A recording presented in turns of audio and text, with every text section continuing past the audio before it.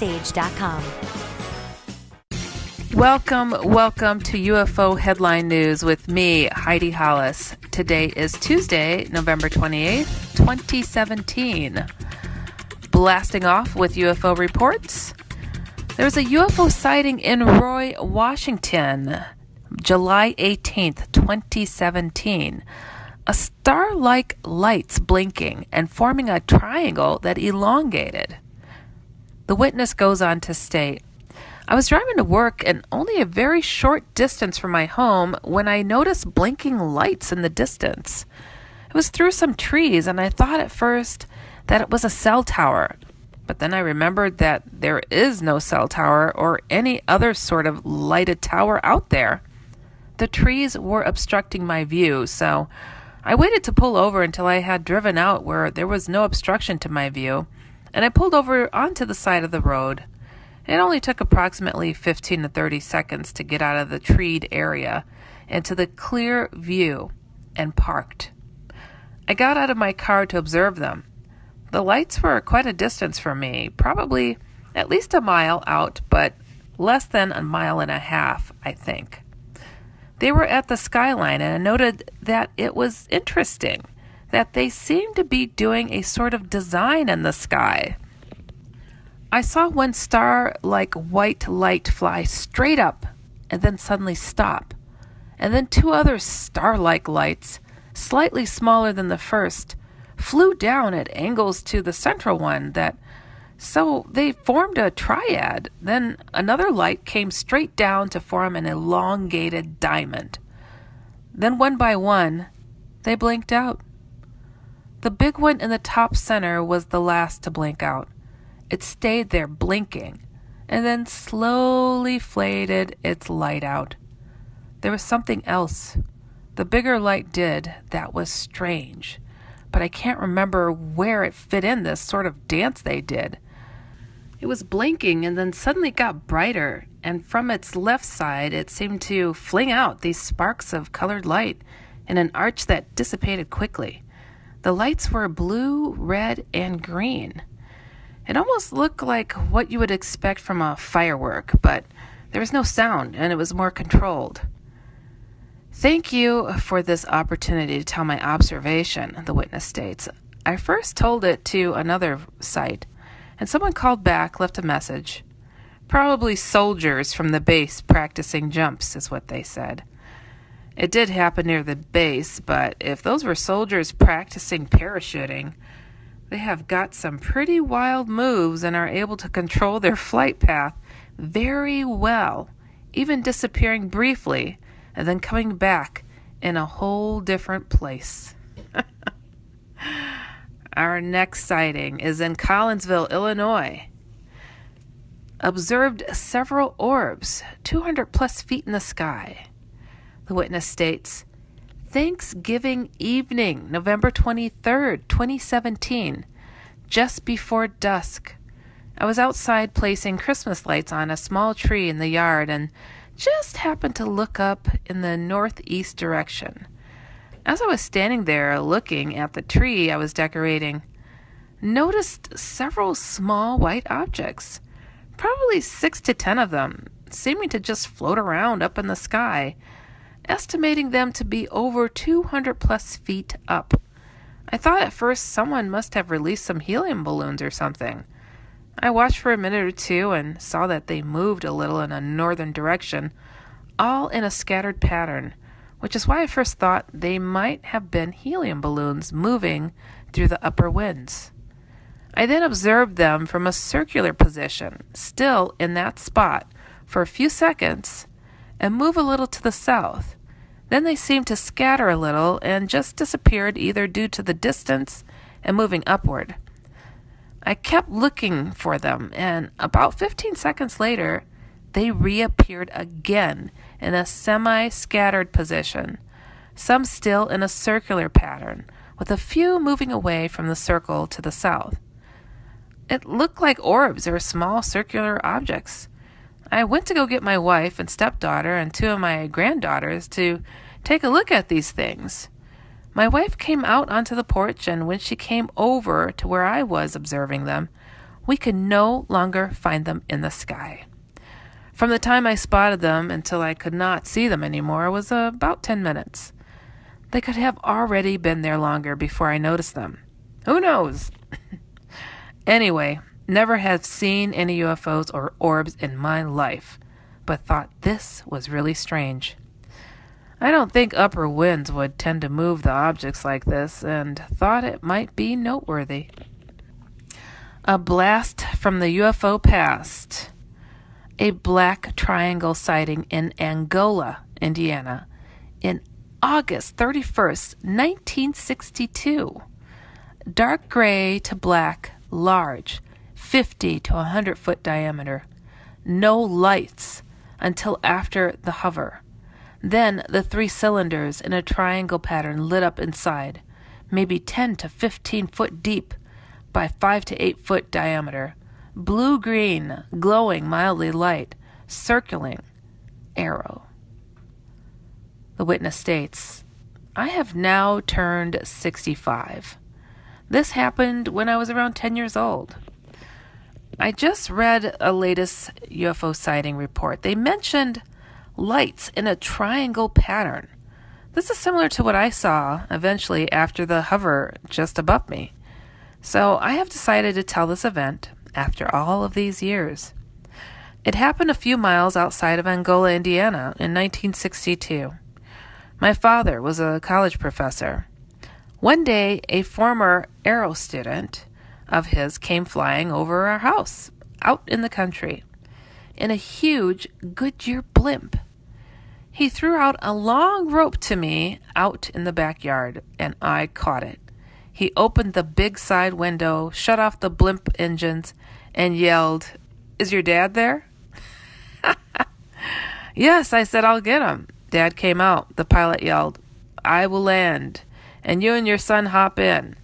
Dad said, "You can fly to the local airport. We will meet you there." "Yes," said the pilot. So soon I was flying in the Goodyear blimp with Dad and his former college student.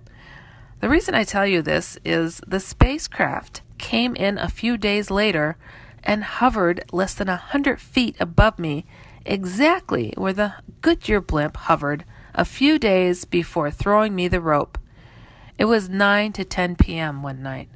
I was out in that backyard with my friend from school. He was also 10 years old. I had my Unitron telescope set up out in the backyard looking at the stars. I heard a low bass, barely audible hum come and go from the northeast, just above the tree line, above the huge maple trees that I routinely climbed. I could barely make out a completely unlit aircraft moving in my direction from 700 to 800 feet out, at least less than 10 miles per hour. Now, here is where I made the biggest mistake of my life. I was a young kid, and I had recently read an article in a magazine in town about a guy who described being abducted, and they stuck a huge hypodermic needle into his nose to take a brain sample. They showed an artist's rendition of this. Being just a kid, this scared me, and I hated doctors and needles, so very quickly I ran into the house to Mom and Dad's bedroom. They were asleep. I grabbed my dad's World War II .45 auto pistol. From the chest next to their bed, I stuck it down the front of my trousers, somewhat out of sight. I ran back outside, and here she came. She eased down just above me, around 60 to 80 feet over my head. She stopped completely. No lights, no noise. I think they would have greeted me, but who knows? But I fear they saw the gun in my pants, and that blew the whole deal. The aircraft slowly began to move away in a flat direction out over the valley.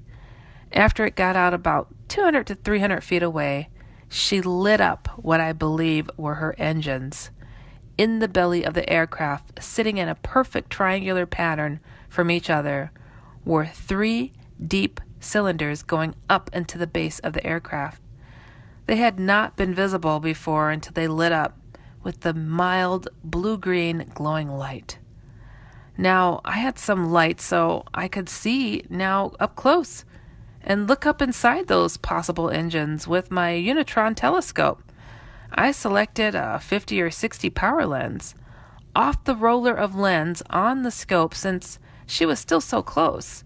Very interestingly, the light inside the cylinders, or maybe engines, was rotating in a right-hand direction around the inside surface of the walls of each of the 3 cylinders.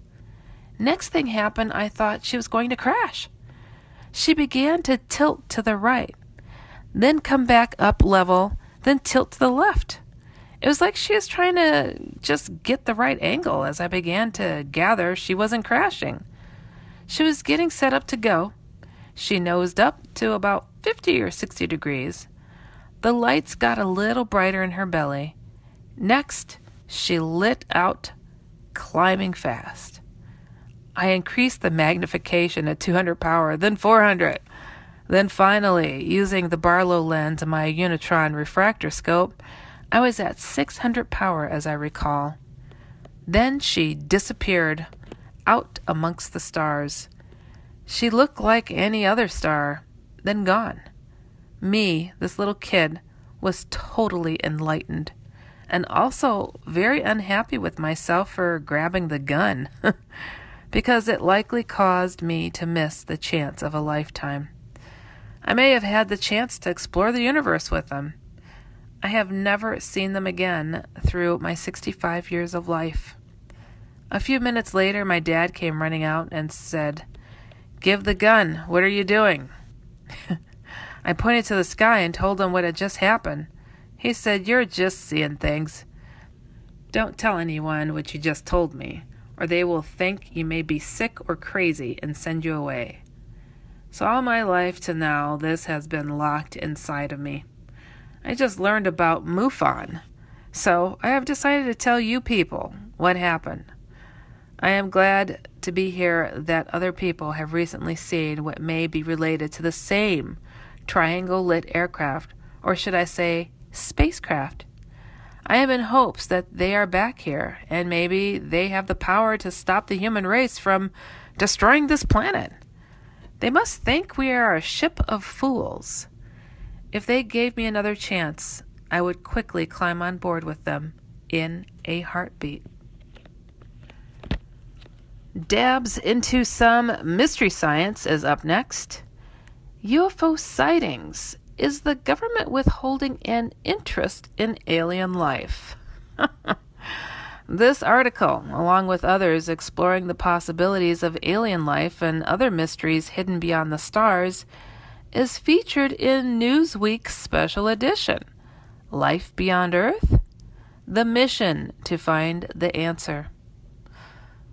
The article begins in December 1969. The United States government called for the end of Project Blue Book, its 22-year investigation into unidentified airborne phenomena. Overnight, the authorities' official position changed from one of indulgent public curiosity to absolute public disinterest. The Air Force was the head agency during Project Blue Book, where they went out into the field and talked to witnesses, essentially trying to figure out what was going on, explains John Greenwald, founder of the Black Vault, an internet-based resource that has compiled more than 1.4 million declassified government documents. After 1969, it was the United States Air Force that said, "No government agency, including our own, has any interest in this phenomena." But thanks to the dogged effort of Greenwald and other UFO researchers wielding Freedom of Information Act, or FOIA, requests, anyone with an internet connection and an open mind can deduce the government isn't quite as apathetic toward UFOs as it claims. One curious item indicative of the cat and mouse game Greenwald feels the government plays with UFO researchers was an entry in an Air Force training manual discovered through an FOIA request. He states, I discovered about 8 to 10 years ago now an Air Force regulation.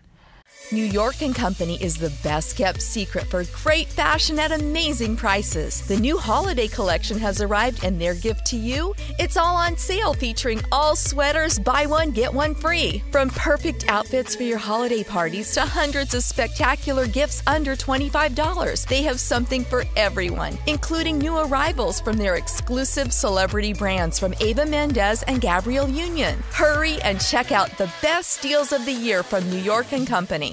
Air Force Instruction 10-206, Greenwald says, it deals with what to do if pilots see something strange in the sky and how they have to report it. The rule was a short list of things to look for. For example, if they saw a missile streak across the sky, that was outlined as something they would need to report. On this very short list was the entry unidentified flying objects. Obviously, we're talking about 30 or more years after their investigation was so-called stopped.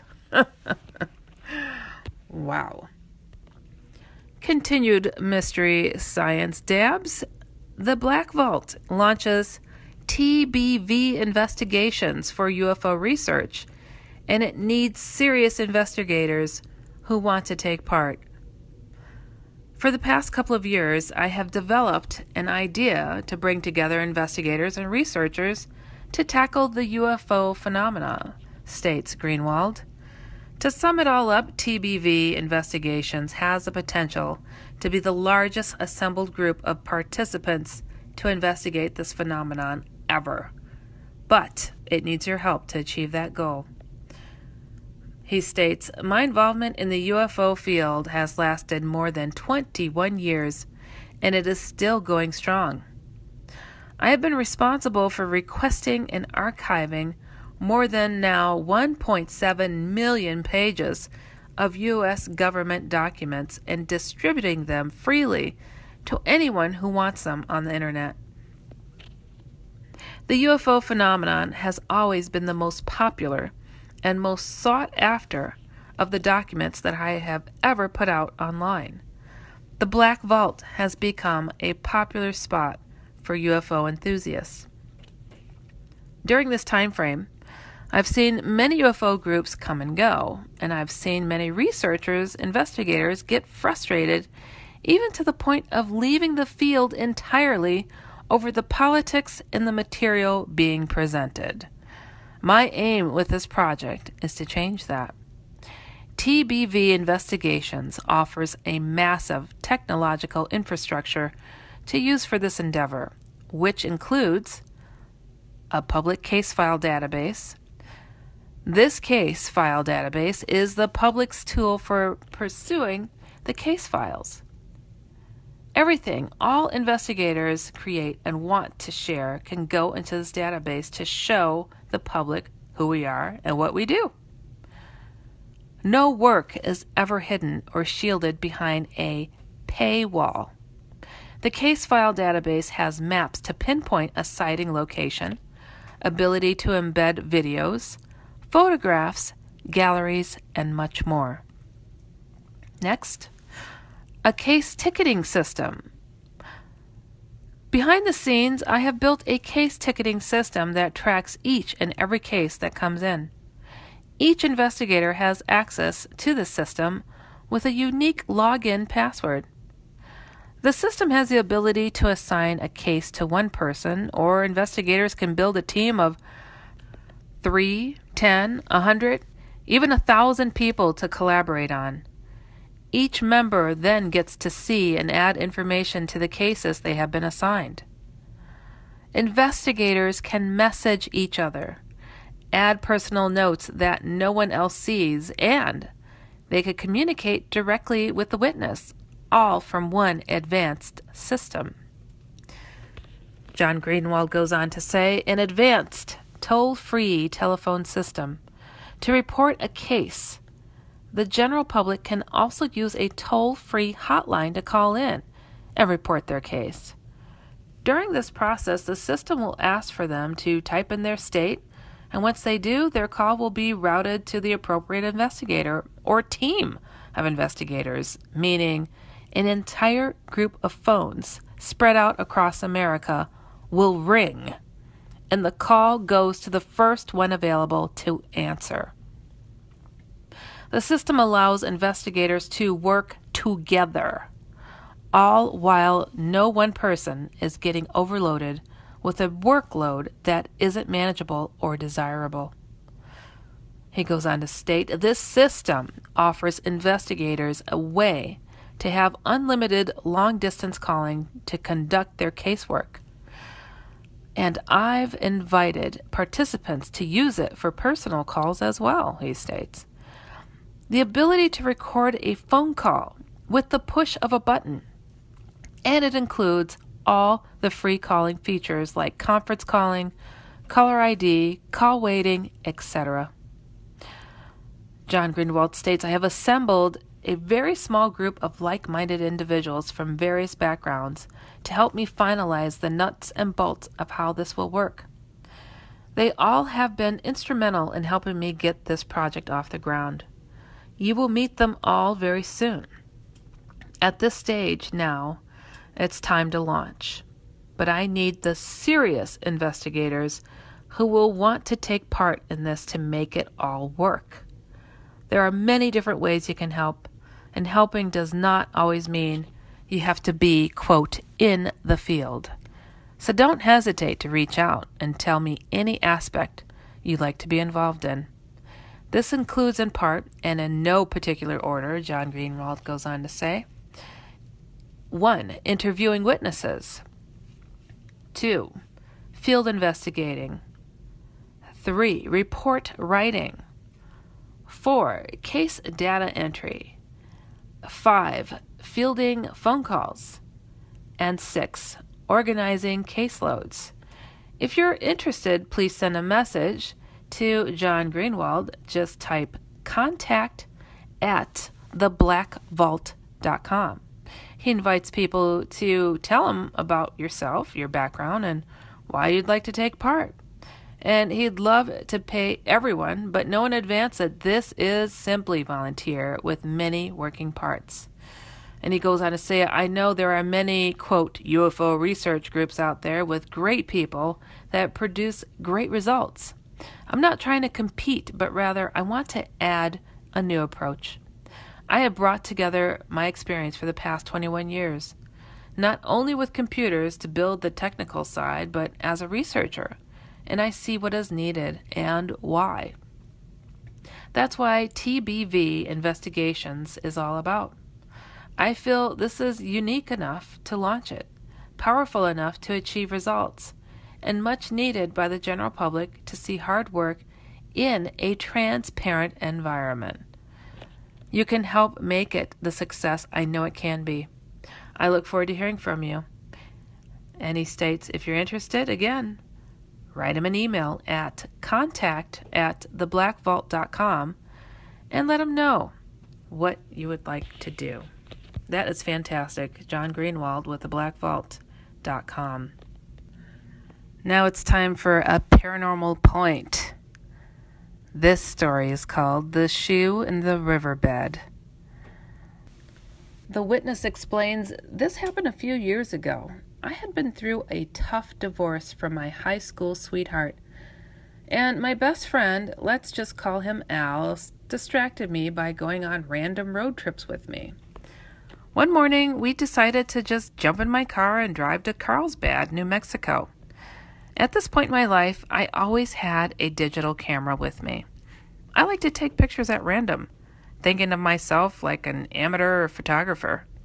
Along the way, we stopped at a small roadside gas station, souvenir stand, and picked up some cherry cider. When we got to Carlsbad, we saw that they had been dammed off a small local river and pumped it so they could work on the bridges. We found a spot at a park nearby and parked. Drinking the cider and snacking on some treats we bought before, we decided to explore the dried riverbed. We weren't the first to decide this, as there were obviously footprints everywhere. There were people's footprints, dogs and cats' footprints, and even what looked like javelina tracks. Then I started to feel an odd sensation, like we were being watched. I looked around and figured it was probably someone in the backyards facing the area we had walked to. Then Al caught my attention. "Hey," he said, waving over to me, "look at this." There was a bone in the ground. It looked like a spinal column, but from what we couldn't tell. "What do you think it belongs to?" Al asked as we stared at it. "Probably a beef or pork bone of some kind," I replied as I took a snapshot, and then just kept walking, thinking nothing of it. As we continued, we found a strange, rust-colored rock jutting out of the soft sand. Al and I walked closer to it. Sticking out of the sand, half buried, was a girl's shoe. "I'm going to kick that shoe," I told my friend as I walked back a few feet and started running at it. I stopped dead in my tracks when I heard a little girl's voice shout, "No, please don't." I looked around, but I didn't see anyone, and Al was looking at me confused. "Why did you stop?" he asked, as I looked for the source of the voice. "Didn't you hear that little girl?" I asked. Not seeing anyone around us in the early afternoon light, no one said anything, he replied, and we shrugged it off and walked further. Now, I felt like more people were watching me. It was so heavy that it almost felt like a slight physical weight. Al stopped dead in his tracks and pointed ahead. "There's another bone," Al said, pointing to what looked like a broken femur laying on the sand. It had been some footprints around it, but other than that, it looked undisturbed. We looked at it, and Al whispered to me, "Let's go." "I think that is a human bone." I agreed. The weight I was feeling was becoming overwhelming, and this bone did look too human. I took another picture, and we walked back to the car, and Al called the non-emergency police number for Carlsbad. We told them what we saw, gave them our information, and we were on our way home in no time. I'd forgotten all about the bones and the rust-colored rock until a week later, Al called me back. He had gotten a call from the Carlsbad police. The bones we found were indeed human, and though there were plenty of footprints around, no one else had reported it. They were indeed human bones, and after finding them, they started an investigation.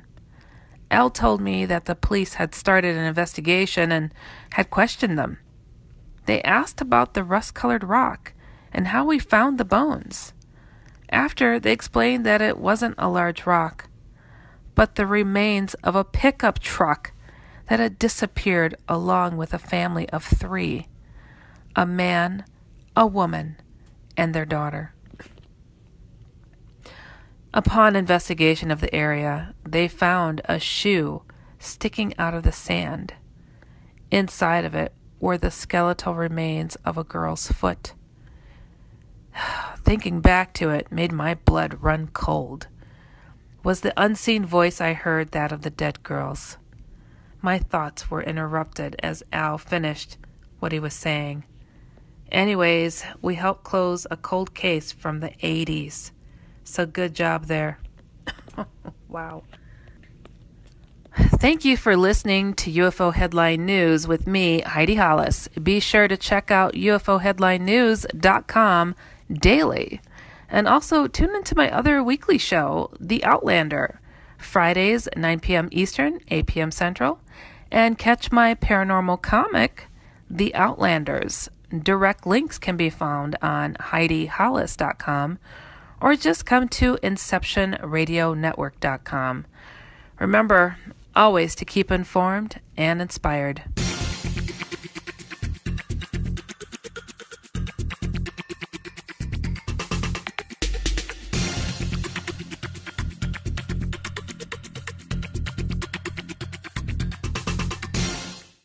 We, the entertainment-loving people, demand the best unlimited wireless plan ever from AT&T. I thought I raised you better than to make demands like that. You know what? We want even more than that. We want AT&T to give us unlimited entertainment. What else do you want, a flying car? Well, maybe HBO included in our plan. How about a unicorn? And we want to watch all our favorite shows without paying overages. Good luck with that. And we want all of this, plus we want to save $25 on our monthly DirecTV bill. But you can save me $25? Well, yeah. I'm proud of you, son.